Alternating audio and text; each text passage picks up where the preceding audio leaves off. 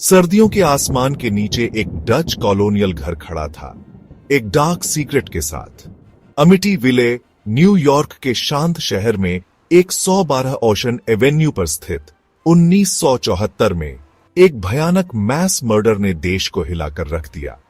यह कोई मामूली अपराध नहीं था, यह अलौकिक घटनाओं की एक श्रृंखला की शुरुआत थी जो हमेशा के लिए इस घर को अमेरिका के सबसे हॉन्टेड घरों में से एक बना देगी। एमिटीविले हॉरर, जैसा कि इसे जाना जाता है, आज भी लोगों को डराता है और आकर्षित करता है। एक भयानक याद दिलाता है कि कुछ जगहें ऐसी डार्कनेस में डूबी होती हैं जिसका कोई एक्सप्लेनेशन नहीं होता। 112 ओशन एवेन्यू का घर साधारण दिखता था, सबर्बन ट्रैंक्विलिटी की एक तस्वीर। फिर भी इसके नॉर्मलसी के नीचे ड्रेड की एक पैल्पेबल सेंस छिपी हुई थी। स्थानीय लोगों ने अजीब घटनाओं, कोल्ड स्पॉट्स और इसकी दीवारों के भीतर से आने वाली अस्पष्ट आवाजों के किस्से सुनाए। घर, जो कभी अमेरिकी सपने का प्रतीक था, अब ऑर्डिनरी की सतह के नीचे छिपे हॉरर्स का एक भयानक प्रमाण बन गया था। 13 नवंबर 1974 एमिटीविले के डार्क हिस्ट्री में हमेशा के लिए दर्ज एक तारीख। इसी रात रोनाल्ड डिफियो जूनियर ने एक ट्विस्टेड इंपल्स से प्रेरित होकर अपने माता पिता और 4 भाई बहनों की जान ले ली जब वे अपने बिस्तरों में सो रहे थे। ये मर्डर्स, स्विफ्ट और ब्रूटल, ने शांत समुदाय में शॉकवेव्स भेज दी। 112 ओशन एवेन्यू के घर पर एक अमिट दाग छोड़ दिया। डिफियो हत्याएं जितनी चौंकाने वाली थीं, उतनी ही परप्लेक्सिंग भी थीं। रोनाल्ड डिफियो जूनियर, एक सीमिंगली ऑर्डिनरी युवक, ने अपराध कबूल कर लिया, यह दावा करते हुए कि घर में आवाजों ने उसे अपने परिवार को मारने के लिए मजबूर किया था। क्या यह मैडनेस था या कुछ और सिनिस्टर चल रहा था? इसका कारण चाहे जो भी हो, डिफियो हत्याओं ने घर पर एक लंबी शैडो डाली, आगे आने वाली भयानक घटनाओं का स्टेज सेट किया। डिफियो हत्याओं के ठीक 1 साल बाद लुच परिवार घर के सिनिस्टर हिस्ट्री से अनजान 112 ओशन एवेन्यू में चला गया। जॉर्ज और कैथी लुच अपने 3 छोटे बच्चों के साथ आशा से भरे हुए थे, अपने जीवन में एक नया अध्याय शुरू करने के लिए उत्सुक थे। उन्होंने घर को बार्गेन प्राइस पर खरीदा था, इस बात से अनजान कि उनकी परचेज की असली कीमत उनकी कल्पना से कहीं अधिक होगी। लुच परिवार शुरू में विशाल घर और उसके वाटरफ्रंट लोकेशन से चार्म्ड, जल्द ही कई अनसेटलिंग घटनाओं का अनुभव करने लगा। अजीब गंध हवा में व्याप्त हो गई। घर को क्लेंस करने की उनकी पूरी कोशिशों के बावजूद कोल्ड स्पॉट्स ने उनकी रीढ़ को ठंडा कर दिया और डिसएम्बॉडीड वॉइसेस ने रात के सन्नाटे में उनके नाम सौगसा गाए।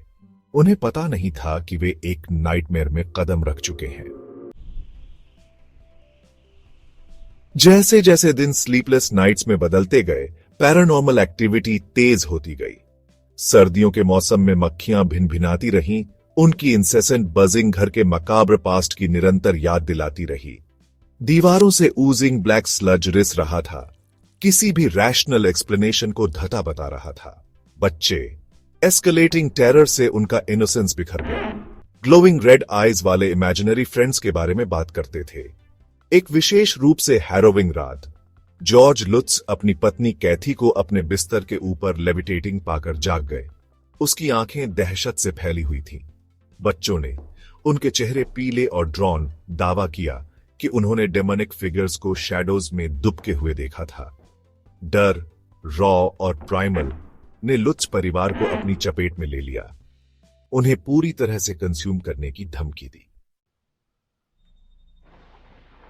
सेक्शन 5, डर से भागना, लुच परिवार का अचानक प्रस्थान।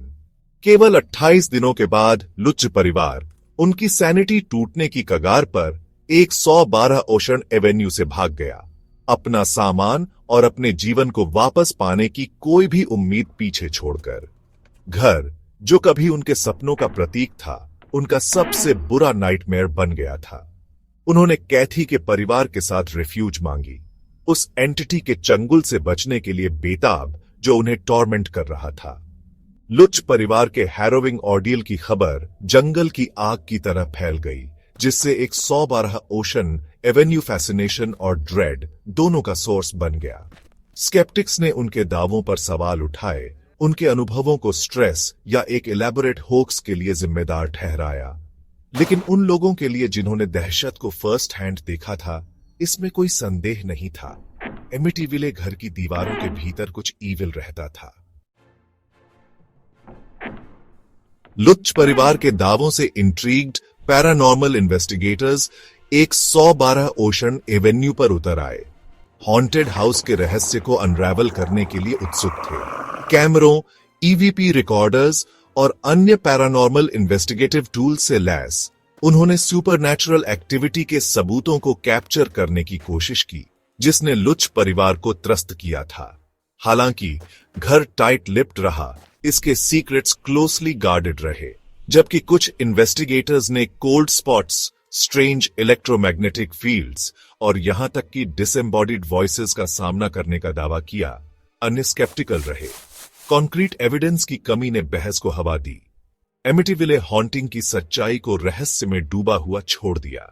क्या यह डिमोनिक फोर्सेस द्वारा पोजेस्ड घर का एक जेन्युइन केस था, या फेम और फॉर्चून के लिए किया गया एक क्लेवर होक्स? 1970 में जे एनसन का लुच परिवार के अनुभवों का chilling account the एमिटीविले horror bookshelves पर छा गया देश को मोहित कर लिया और अमेरिकी हॉरर लोर में घर के स्थान को मजबूत कर दिया। किताब घटनाओं की एक फिक्शनलाइज्ड रिटेलिंग एक इंस्टेंट बेस्टसेलर बन गई, जिसने फिल्म्स की एक श्रृंखला को जन्म दिया, जिसने पॉपुलर कल्चर में एमिटीविले लेजेंड को और मजबूत किया। द एमिटीविले हॉरर किताब और बाद की फिल्मों की सफलता ने कहानी को ग्लोबल ऑडियंस तक पहुंचाया। 112 ओशन एवेन्यू के घर को एक मकाबर टूरिस्ट अट्रैक्शन में बदल दिया। उत्सुकता और थ्रिल सीकर्स समान रूप से उस जगह पर आते थे, उस घर की एक झलक पाने के लिए उत्सुक थे जिसने इतना टेरर इंस्पायर्ड किया था। लेकिन उन लोगों के लिए जिन्होंने हॉरर्स को फर्स्ट हैंड अनुभव किया था, एमिटीविले घर सिर्फ एक स्कैरी स्टोरी से कहीं अधिक था। यह उस डार्कनेस का एक स्टार्क रिमाइंडर था जो ऑर्डिनरी की सतह के नीचे छिप सकती है। लुच परिवार के भयानक ऑर्डियल के दशकों बाद 112 ओशन एवेन्यू का घर एक लंबी शैडो डालता रहता है।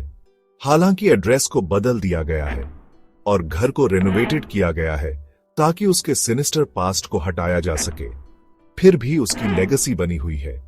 एमिटीविले हॉरर फैसिनेशन और डिबेट का विषय बना हुआ है। फियर की पावर और अननोन के एंड्यूरिंग अल्यूर का एक चिलिंग रिमाइंडर। चाहे आप सुपरनैचुरल में विश्वास करते हो या इसे मियर सुपरस्टिशन कहकर खारिज करते हो, इस बात से इनकार नहीं किया जा सकता कि एमिटीविले हॉरर ने हमारी कलेक्टिव इमेजिनेशन पर कितनी पकड़ बनाई है। घर कहानियों की एंड्यूरिंग पावर का प्रमाण है, खासकर वे जो हमारे डीपेस्ट फियर्स में टैप करती हैं और हमें इस संभावना का सामना करने के लिए मजबूर करती हैं कि कुछ मिस्टरीज अनसुलझे रहना ही बेहतर है। एमिटीविले हॉरर फैक्ट और फिक्शन के बीच की रेखाओं को धुंधला करते हुए लोगों को मोहित और भयभीत करता रहता है। क्या यह एक जेन्युइन हॉन्टिंग था या एक एलैबोरेट होक्स? इसका उत्तर मायावी बना हुआ है, परस्पर विरोधी खातों और पैरानॉर्मल इन्वेस्टिगेशंस के एक लैबिरिंथ में खो गया है जो उत्तरों से ज्यादा प्रश्न उठाते हैं। एक बात निश्चित है, एक 112 ओशन एवेन्यू का घर, चाहे वह वास्तव में हॉन्टेड हो या ना हो, हमारे कलेक्टिव साइकी पर एक अनडिनायबल मार्क छोड़ गया है। यह एक चिलिंग रिमाइंडर के रूप में खड़ा है कि कुछ जगहों में एक ऐसी डार्कनेस होती है जिसे समय मिटा नहीं सकता।